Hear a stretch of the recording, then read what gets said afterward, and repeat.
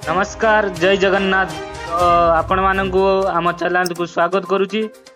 तो आज आम कथा एक दमदार और बड़ सुजोग विषय रे।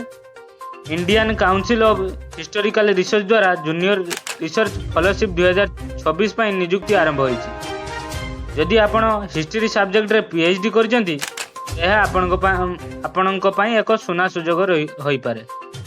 तो प्रथमे आसंतु पोस्ट विषय रे जानिबा। तो यह हूँ जूनियर रिसर्च फेलोशिप पोस्ट मोट 80 पोस्ट रही।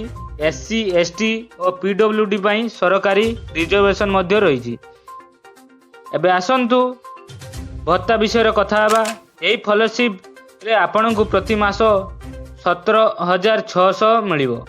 तो यह सहित प्रति वर्ष 16,500 कंटिनेजेंसी ग्रांट मध्य दिया जिवो। माने आपन को रिसर्च काम पाई यह एक भलो सपोर्ट हेबो। तो योग्यता एथिरे कोन रही ना यही पोस्ट पाई अप्लाई करिवे आपन को रिकॉग्नाइज यूनिवर्सिटी रे पीएचडी प्रोग्राम रे एनरोल्ड होइथिबा दरकार। तो ए विषय रे आपन को योग्यता कोन रहिथिबा दरकार ना सब्जेक्ट हेबा दरकार जेमति हिस्ट्री। तो गुरुत्वपूर्ण तारीख आपन को रही जे 20 मार्च ठारू आरंभ होइछि। तो लास्ट डेट रहउछि 10 एप्रिल पर्यंत।